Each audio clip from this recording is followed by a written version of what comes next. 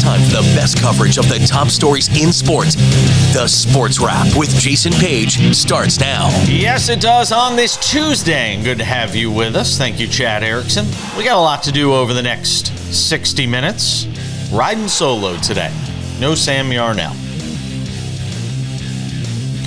But Bill Bender will stop by for a couple of segments. We'll talk some college football with him, and I'll run through some of the top stories of the day, including this story coming out of Dallas, which maybe it shouldn't surprise us at this point with Jerry Jones being so desperate for relevancy and just to stay relevant with a team that was as bad as the Cowboys were this year. One, they let Mike McCarthy go, and two, they're talking to Deion Sanders. We'll talk about that coming up a little later on in the show.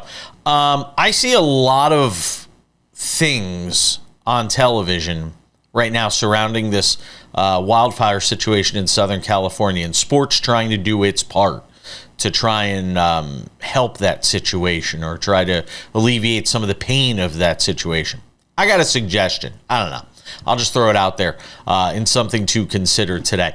Caitlin Clark being stalked, a disturbing story from the life of this cherished star in the WNBA. We will talk about that coming up a little later on in the program in Odds and Ends. But we start things out in the NFL, and boy, oh boy, did the Rams make a statement on Monday night in the wild card game in Glendale, Arizona, where they had this neutral site wild card game between them and the Minnesota Vikings. And listen, if you've listened to this show by now, you've known for several weeks now that I've been high on the Los Angeles Rams. You knew Sam was high on them. He picked them to win the division, I think, at the start of the year, and they did. So congrats to you that tailed us on that pick. But the Rams are a dangerous team right now. They got healthy. They started out 1-4. They got healthy sort of midway through the season. Remember, they cooked the Buffalo Bills. Two teams cooked the Bills this year. The Rams were one. The Ravens were the other. Both of them are still in this postseason. I keep saying it, and I know I sound like a broken record, but Matthew Stafford and Sean McVay, the fantastic young head coach, he's still young, out there in Los Angeles with the Rams. But a lot of people wondered what this Rams team would look like. Having gone through that this week, everything that was going on, or last week, everything that was going on in Southern California, Pasadena, Altadena, that whole Los Angeles area, and whether or not it would impact this team. And it just goes to show you, once guys get between the lines, it's about what's happening in between the lines. You basically had the same kind of crowd in Glendale that you would have had in Los Angeles, a 50-50 crowd with no clear winner in terms of fan support. And the Rams did what the Rams do, and they got to Sam Darnold in this game to the tune of 9 sacks. And some of that is on the offensive line, and some of that is on Sam Darnold hanging onto the ball too long and hoping to make that big play instead of taking the check down, and in some cases even missing the check down. There's this video that's gone viral of him missing Justin Jefferson wide open in the flat, and Justin Jefferson kind of giving a look back. And I think some of this was PTSD from what took place a week ago against Detroit.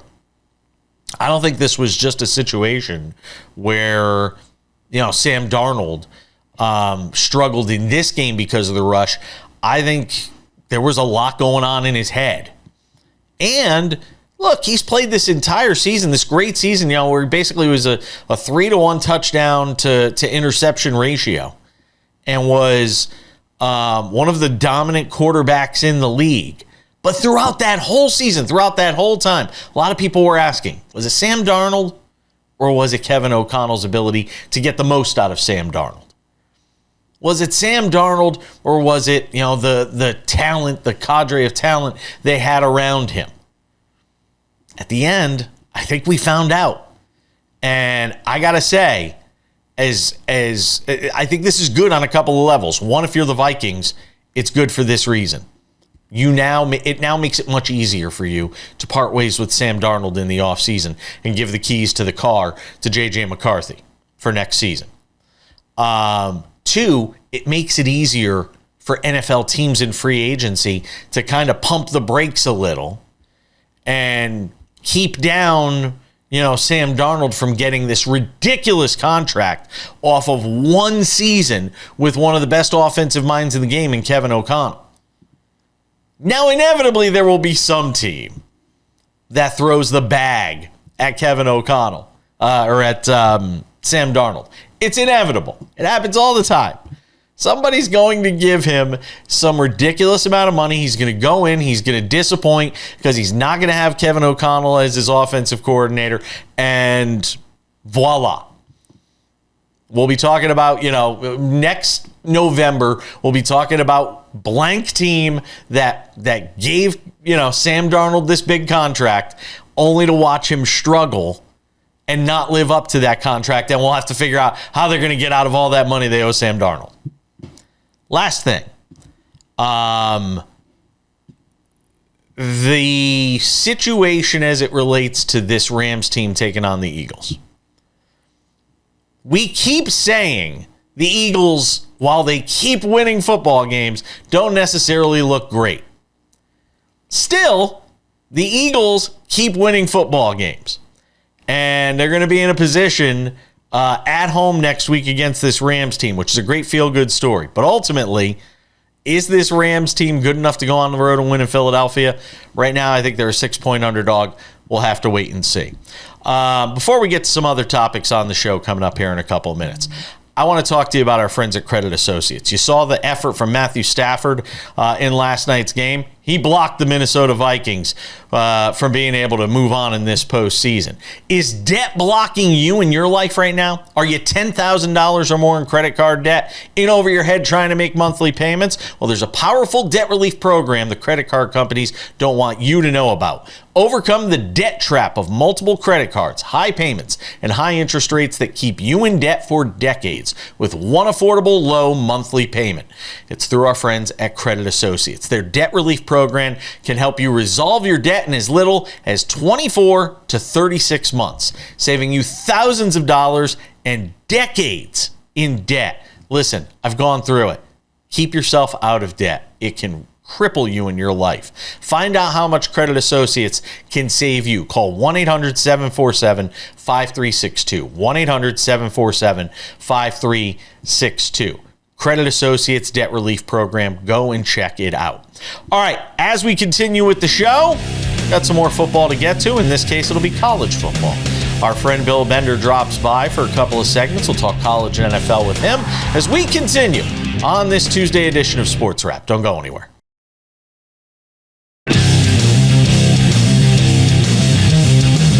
Welcome back to this Tuesday edition of Sports Wrap. It's good to have you with us. Let's talk some college football and some NFL. Bill Bender covers both. We always talk to him every week about college football, but we rarely get into the NFL with him. We will change that up a little bit today. Sam having the day off and me just hanging out. I said, Bill, come hang out for a couple of segments. He said, sure, why not? I have nothing else to do.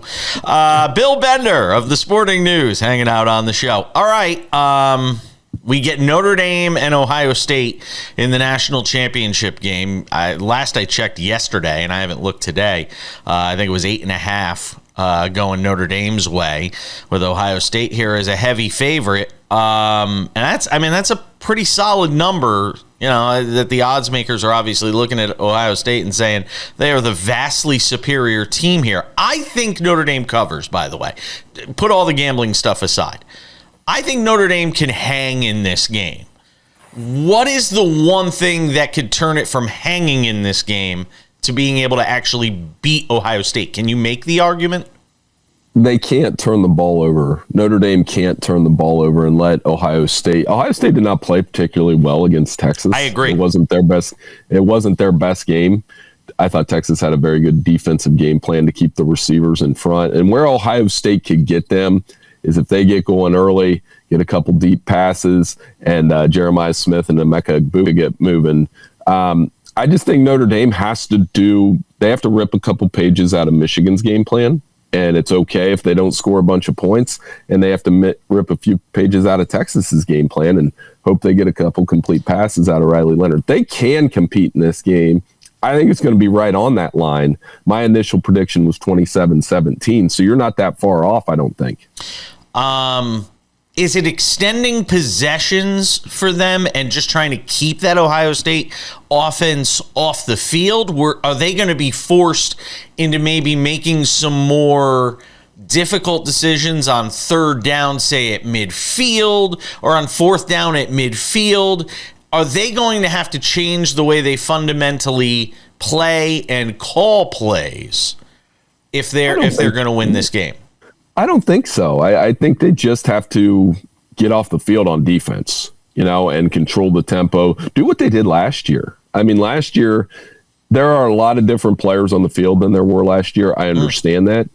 But Ohio State wasn't overwhelming to Notre Dame's defense. And Notre Dame does have a lot of those guys back on the defensive side of the ball. That's where I think the key is that they frustrate, they slow the ball game down. There are some parallels. Marcus Freeman coached, played for Jim Tressel. They're going to have to Tressel ball Ohio State, which is the great irony in this game, that they're going to have to win with defense, special teams, and grind out, maybe make a couple trick plays on offense. And then you'll look at the scoreboard and be like, how did they do that? So I do think, I keep telling people, they're like Michigan defensively, maybe not as strong on the interior without Riley Mills, but they're better offensively than Michigan. And if Jeremiah Love's healthy, they'll have a chance to grind it out a little bit. What does it say for Notre Dame, given their backs were against the wall after the loss early on in the year to Northern Illinois? Northern Illinois? I always get this wrong. It's Northern Illinois. There's so many Illinois schools. After the loss early in the year to Northern Illinois, where basically every game was a playoff game. Every game was a must-win. For them to have put themselves in this situation. Right. I mean, it says that Marcus Freeman knows how to hold a team together. That could have been a disaster year. I've seen it happen to other Look at Florida State. Look at Florida State. Yeah. You lose an early game and it just turns on you. I think the way that he held this team together, I mean, you hear him talk after every game. There are some cliches in there, but the not going to back down and, stay in this fight. I mean, he's a linebacker at heart. Linebackers are always tough, and I think there's a toughness about him. There's a composure about him. I love everything he said to this point about, the it's not a narrative, it's a fact. He could be the first black coach to be a national champion. And I like how he's putting that focus on everybody else but himself. They tried to tie it to Martin Luther King Day, and he put the focus where it should be, on Martin Luther King. I love everything about Marcus Freeman right now. You do, and clearly the Chicago Bears did, because there was this conversation. And look, I said this a couple of weeks ago, and I remember asking you about it here on this show. The idea of Marcus Freeman bolting for the NFL. Does it change one way or another if he wins or loses this game? Maybe. I mean, with the NFL coaching carousel in effect, it always happens. One college coach, kind of a stunner, moves up, and that's happened a little bit more in recent years. Even with Bill O'Brien, Chip Kelly, Jeff Hafley, those were head coaches at the college level that bumped up. So there's still time for that to happen, whether it's in a head coach role or a coordinator role. And Marcus Freeman, I don't think he'll end up with the Bears. I think they'll go with somebody else. But, I mean, the fact that they would want that charismatic leader, and is that something that Marcus Freeman wants, knowing that most of his experience is at the college level at places like Notre Dame, Ohio State, and Cincinnati? That would be a risky pick for the Bears. I bring up David Shaw as the example. David Shaw passed on the NFL. There were teams that came calling. He stayed at Stanford, and then all of a sudden, when it went bad at Stanford, the phone stops ringing. So to me, if I'm Marcus Freeman, I kind of look at David Shaw and say, do I want to wind up in that sort of situation? I have this opportunity. I think of Randy Edsall when he left UConn the first time, and I remember talking to him off the air and on the air about it. And him saying, look, I got one jump left to make. Now, Marcus Freeman's pretty young. He may have a couple of different jumps to make. But sometimes when that opportunity comes calling, it's hard to pass up. It's hard to pass up. Well, I mean, you can make the same conversation about Ryan Day. What if Ohio State wins the national title? Think of all the, Oh, it's a thankless job. It's a thankless job. You're expected to do that. Think of all the negativity and criticism he's received for the Michigan thing. I mean, he could go out on top theoretically. I saw Dennis Dodd wrote that column, and I didn't not agree with it. I don't think it will happen. I think Ryan Day is going to stay in Columbus. They have roots down there. And, when you win a national championship, you do buy yourself a lot of time. You buy yourself 3 to 5 years at least, even if they do lose to Michigan a few more times. So I definitely think that's something to watch, though, if he would consider it, if Steve Sarkisian would consider it. I think one of them, you never know. Yeah, and that sets off the whole domino of people taking those jobs. If you get 1 or 2 of those college jobs that open up, all of a sudden it changes everything, Bill. Bill Bender is hanging out with us from the Sporting News, talking some college football. And when we return on the show, we will talk some NFL football, something we rarely get to do with Bill, but he also writes about that for the Sporting News. He'll join us as we continue Sports Wrap on a Tuesday.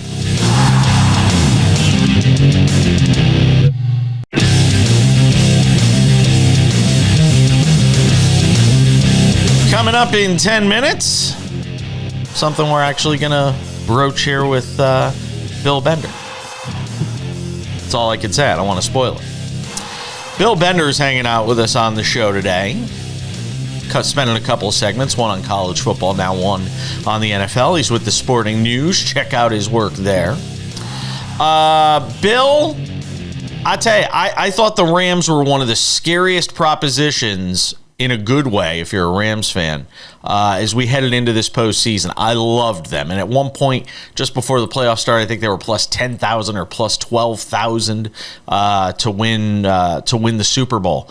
And in a year with the kind of parity that we have in the NFL, even no matter what the records may say, the idea that you could get a team with Matt Stafford, Sean McVay, a Super Bowl winning coach, quarterback combo, and have a chance with them at such a high number, I thought was a great proposition.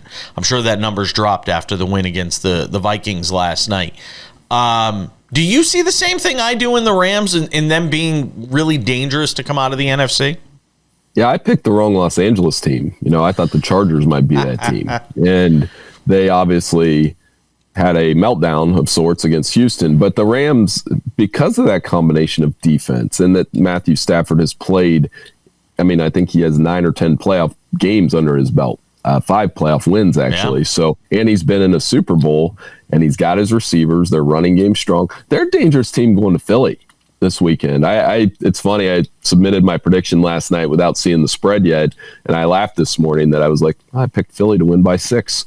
That's exactly what the spread says. So maybe I do know what I'm doing. But the Rams absolutely, with that defensive line, the way that they're playing and getting after the quarterback and how aggressive they looked on that side of the ball, they are capable of going into Philadelphia and winning this weekend. It's remarkable when you consider they were, I think, 1-4 and basically looking at trading guys away. Like they were in sell mode.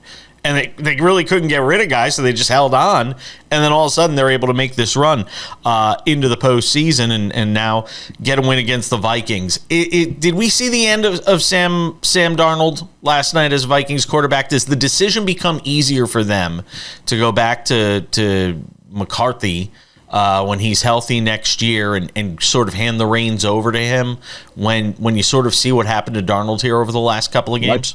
I think so. I think it makes it easier to cash out, so to speak. Sam Darnold did have a good year, but those last 2 games showed that he's probably not going to take you to a Super Bowl. And then you can see what you have with a guy like J.J. McCarthy, who we spent entirely too much time looking at his hair over the weekend and comparing it to Anakin Skywalker. I don't know how those stories hit, Jason, but they do. For Sam Darnold, it was a rough night. And sir, I'm happy that he had the year that he had. I'm happy that he'll get to cash out somewhere. But there are levels of quarterback, and I don't know if he's capable of leading a Super Bowl run by himself. Yeah, there are levels to this thing that we always talk about. The Commanders have certainly been an amazing story. Jaden Daniels, just a year ago, we were talking about him as a college football player and as a Heisman candidate. Could you have imagined that in year 1 he could have made this big a leap? No, and not this big, but it's a little bit like Stroud last year. He's having a really efficient season. He gets the ball out quick. The touchdown to Terry McLaurin in the red zone was an amazing throw because he had a guy on his back, their end zone coverage. He's able to, the accuracy, the arm angle, all those things that he has that he's been able to do through his time at LSU. I think it's been an incredible season. I didn't think I picked Tampa Bay to win that game.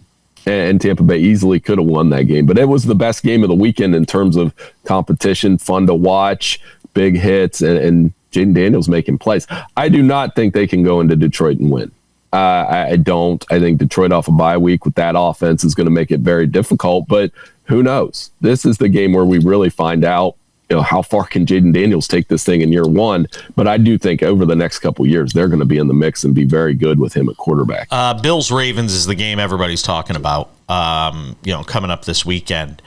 And look, I still find it hard to believe that you get a different result with these two teams playing for the second time this year. I find it hard to believe you get a different result unless you believe that Lamar Jackson's going to make that costly turnover again in a big spot in a playoff game late.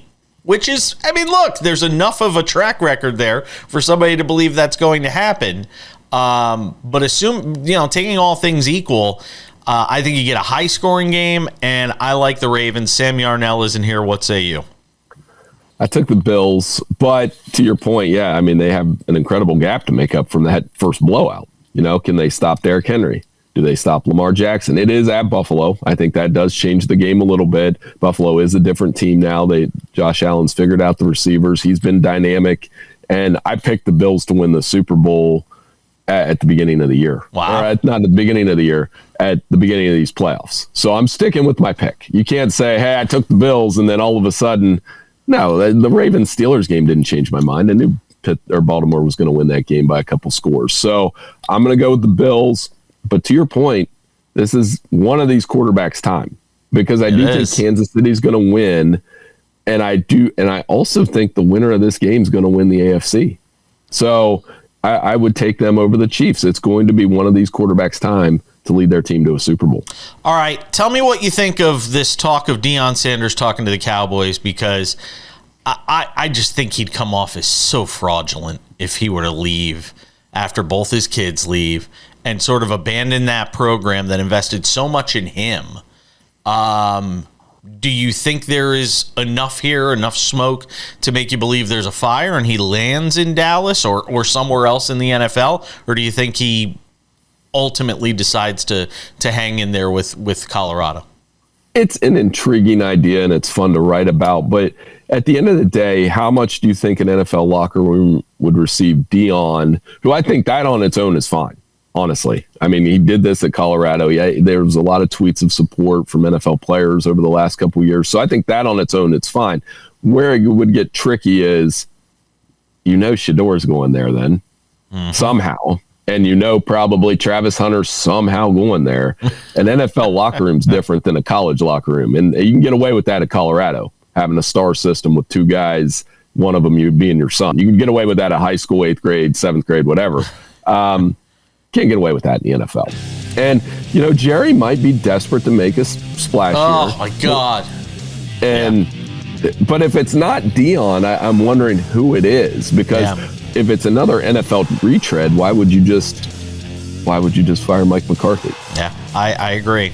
The Cowboys are a mess. We're going to talk about it coming up here in a couple of minutes. Bill Bender, check out his work with the Sporting News. Thank you, my friend. We will talk to you next week. Hey, no problem. Thank you.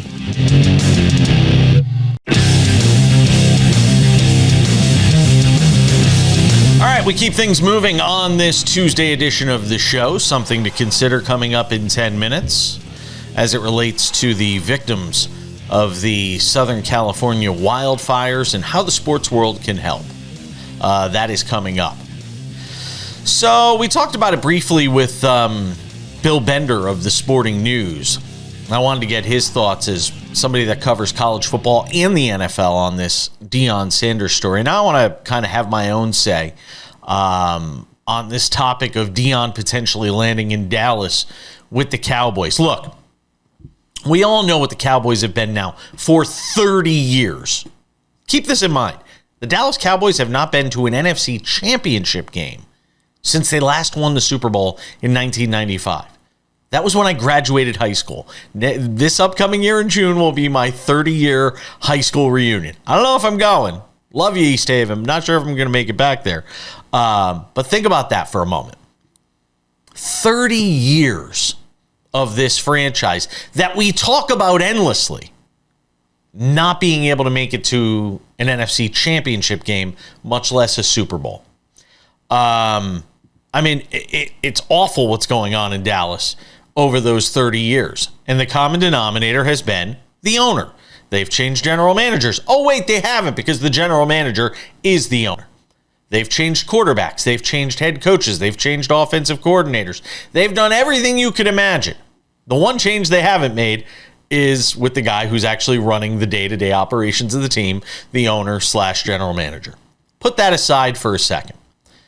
They go and basically prevent Mike McCarthy from having a conversation with the Chicago Bears, a week before his contract was set to expire in Dallas, only to then let his contract expire in Dallas and basically say, Mike McCarthy, thank you for your contributions. Good luck in your future endeavors. And now word comes down that the Dallas Cowboys and Jerry Jones are already having conversations with Deion Sanders. And listen, Deion brought Colorado into relevancy because he's Deion. How many marquee wins did he have as a head coach of that program during his time in Boulder? I'll wait.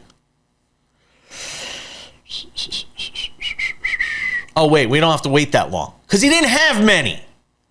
There weren't these moments of greatness for Deion Sanders. There were loud press conferences. There was attacking people in the media, having, boxers and different people come into his office. There were all the interviews. And at the end of the day, what did you get?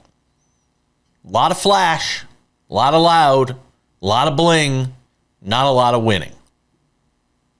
Granted, more winning than they had before he got there. Fine. You bring in a talent like Shedeur Sanders, you bring in a talent like Travis Hunter, those things are going to happen. But now Deion is suddenly realizing he's not going to have his boys there anymore, and now it's really all on him to go and try and move this program forward. So now he's looking for the next grift.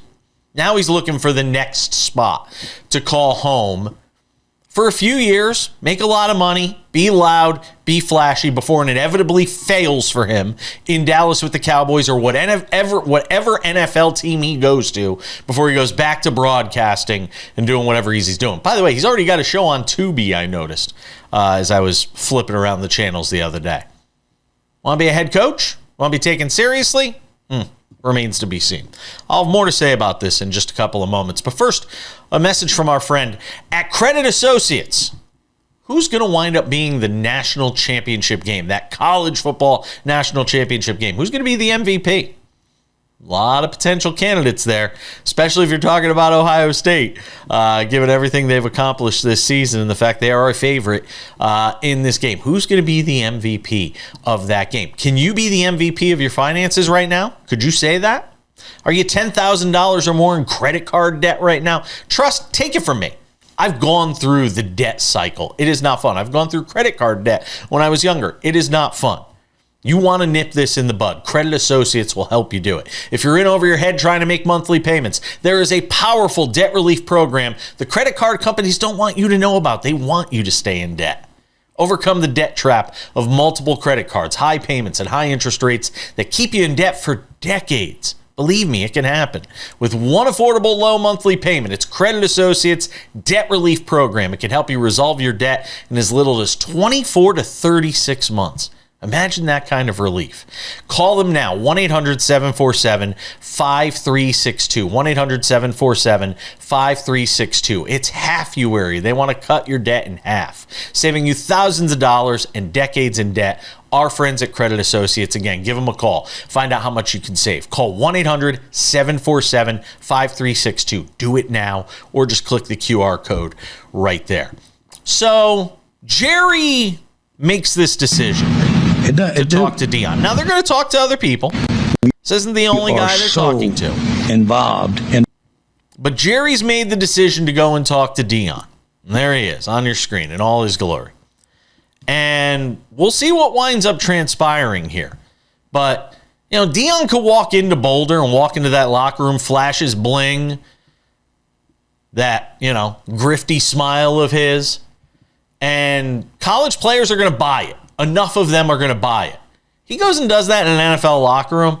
The guys are going to shrug their shoulders. They're all making more money than him. Yeah, sure, he's a Hall of Famer. Great.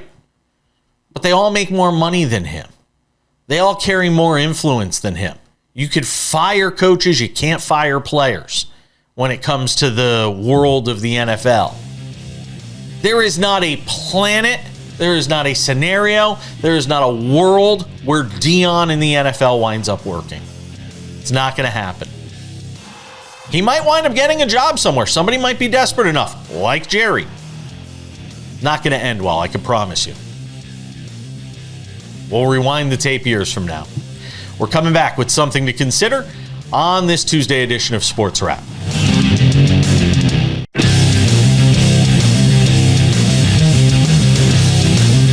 Welcome back to this Tuesday edition of the show. Odds and Ends wraps it up in about 10 minutes.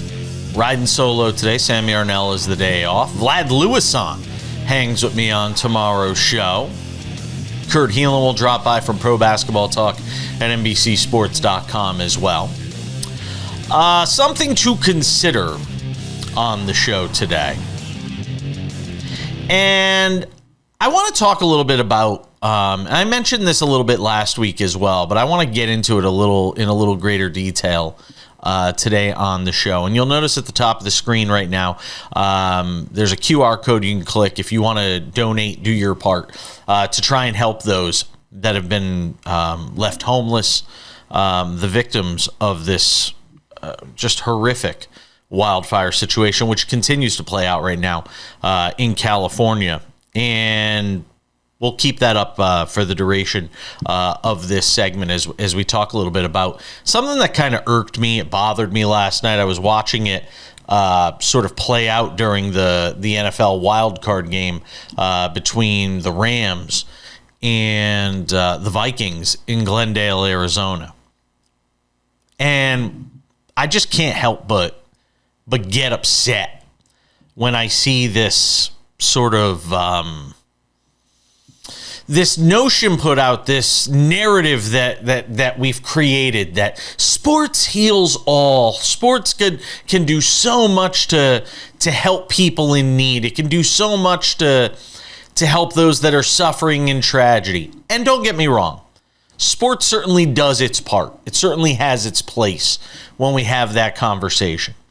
And folks in Los Angeles being able to have a moment last night and people in Southern California being able to have this moment where they can have a few minutes of something other than their lives being turned upside down is certainly a good thing. I will never question that idea. But as I watched Rachel Platten sing, Fight Song and get emotional singing it, or singing the national anthem and getting emotional, and fans holding up signs in the stands talking about, LA strong and we're going to recover and all of that, I can't help but be struck by the fact that you've got over $100 billion in damage that's taken place in Southern California. And I want to read something to you today that I put together. Just some notes that I put together. Stan Kroenke, owner of the Los Angeles Rams and a bunch of other things, worth $16.9 billion. Dean Spanos, owner of the Chargers, worth $2.9 billion. Dodgers owner Mark Walter, net worth $12 billion. Artie Moreno's net worth, the Angels owner, $5.1 billion. Jeannie Buss, nobody has a really clear idea of what she's worth. $500 million. She's on the low end. She's really struggling when you put her in this list. Philip Anschutz, owner of the Kings, the LA Kings, $16.9 billion. Henry Samueli, the owner of the Anaheim Ducks, worth $22.7 billion. Think about that for a second. Marinate in that. Bathe in that. It's over $100 billion that these people are worth. Am I saying they should throw away their entire empire or donate their entire empire? No, I'm not. But let's think about the tens of thousands of people that have been displaced, that have lost their homes, in some cases no insurance to recoup what they've lost. Even though California has its own programs and people can take part in those things, think about the heartache, think about the distress these people are going through. And yeah, sports can play a part in having a game on while they sit in a hotel room, wondering where their next meal's coming from, wondering where they're going to get the clothes to put on their back, how they're going to work, how they're going to raise their kids, if their kids still have a school. But hey, a sports game, that's going to fix everything. And I'm sure some of these owners, and I said this last week on the show, and I will say it again, I am sure some of these owners are donating money. $1 million here, $2 million there. But when I read off those net worths, it's a drop in the bucket. It's a drop in the bucket for what they have. And I'm sorry, sports has a bigger responsibility in this. Every arena, every stadium in LA is full every night with these people from Pasadena, Altadena, the surrounding areas that have been impacted by this fire. You can't do better than 7 figures, when you're worth billions of dollars. You can't figure out a way. We can't, as a society, figure out a way to do better. Take people based on need. Have people apply. I know it's onerous. I get it. Have people apply based on need. How about these owners put together? How about all of these owners get together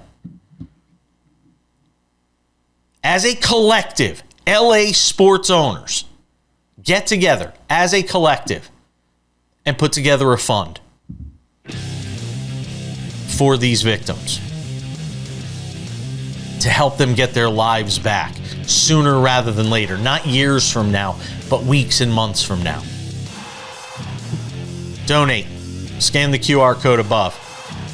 Do your part for the victims of the wildfire. We're back to wrap up Sports Wrap next. Okay, just about time to put the wraps on this Tuesday edition of the show. Again on Wednesday, Vladimir Louisant will sit in the B chair, hang out with me for the show. We will be joined by Bram Weinstein, the play-by-play voice of the Washington Commanders. Talk about what's been an exciting season for that team as they gear up for a matchup with Detroit in the NFL playoffs divisional round. Kurt Heelan will drop by from Pro Basketball Talk at NBCSports.com as well. If you miss anything from our show, make sure to check out the Sports Wrap with Jason Page podcast. It's available on all your favorite podcasting platforms, including Spotify, Apple Podcasts, YouTube, iHeartRadio, TuneIn, Odyssey. Where else? Amazon. Anywhere you get your podcasts, go and check that out. Also, our Sports Wrap Substack, go and subscribe. Not a lot of new content up there right now. We are going to be populating that, though, with more content. There is exciting news coming with Sports Wrap. I can't tell you what it is, but here's what I want to tell you. There will be more Sports Wrap for you to consume in the near future. That's all I'm going to say. Stay tuned for announcements. Follow me on X if you're not already doing so. At the back page, go and follow me there for updates and information. All right, without any further delay, ladies and gentlemen, time for some odds and ends. Odds and ends, that is the face of one very disturbed man. If you have not heard, a Texas man was arrested charged with stalking the Indiana Fever's Caitlin Clark. He's a 55-year-old Michael Lewis of Denton, Texas, charged with a level 5 felony after he was arrested at a hotel in Indianapolis. What was he doing there? We probably don't want to know, but we're going to find out. He's scheduled to appear in court today. Could face up to 6 years in prison, a $10,000 fine. He sent messages on X to Clark, formerly known as Twitter, of course. Here's one of them. Been driving around your house 3 times a day, Lewis messaged to Clark, according to court documents. But don't call the law just yet. The public is allowed to drive by Gainbridge, a.k.a. Caitlin's Fieldhouse. I'm getting tickets. I'm sitting behind the bench, read another message. They said I was sending threatening texts, but the only thing on my mind was Caitlin, read another. We live in a world with a lot of disturbed people. There's no getting around that. There are a lot of people in this world that need help, that are going through things. And this is clearly somebody who is in some sort of distress to be sending her these sorts of things. There were other messages that were sexually violent, according to court documents. It's just unimaginable. But again, we live in a world with a lot of disturbed people, and authorities have to take this stuff, obviously, very seriously. All right. Then there is the Golden State Warriors, who are in our headlines today and in our conversation today, because the Warriors are now a game under 500. The Golden State Warriors are 19-20 on the season. And look, if before the season started I had told you the Warriors would be 19-20, you probably wouldn't have even batted an eye at it. Probably would have said, yeah, that's about right for where this team is. Here's the problem. They were 12-3 through their first 15 games. They were one of the great stories. We talked about them on this show as being one of the great stories of this early NBA season. Now, they are 19-20. They are 7-17 in their last 24 games. Again, sit in that for a moment. Yet, Stephen Curry says, hey, no worries. Don't do anything desperate if you're this organization. And it's easy for Stephen Curry to say, hey, don't make any big changes. Don't act desperate if you're the Warriors. But after a 7-17 stretch over 24 games, you have to wonder, what else can the organization do? They went and tried to make moves in the offseason. They went and tried to make a trade here during this season. But this is sort of what the Warriors are now. This is what this organization has been relegated to. And it's easy for Stephen Curry to sit there and say, hey, don't do anything crazy. Why? He's got his rings. He's got his MVPs. He has his all-time three-point scoring record. He just passed Allen Iverson to 28th on the all-time scoring list, period. Congratulations to Curry on that. And I like Stephen Curry. I'm a fan of Stephen Curry. They lost to the Toronto Raptors last night. They lost to the Pacers the game before that. This team is in turmoil.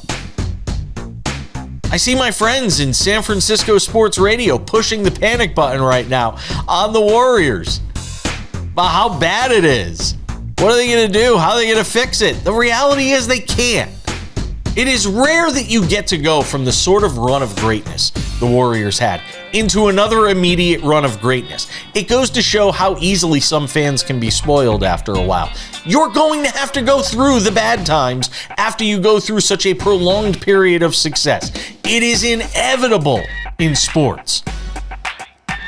And if prolonged period of suffering is being a 500 team or somewhat less than that in a tough Western Conference, maybe even missing the playoffs a year or two or having to play in playing games and then missing the playoffs a year or two, if that is what you have to go through as an organization, then so be it. Golden State Warriors right now, by the way, plus 122, because it is odds and ends. They are plus 122 right now to make the postseason. I got to go. They tell me we're out of time. Thanks for hanging with us. Thanks to Bill Bender. Vlad on the show tomorrow. We'll see you for more Sports Wrap then. Bye.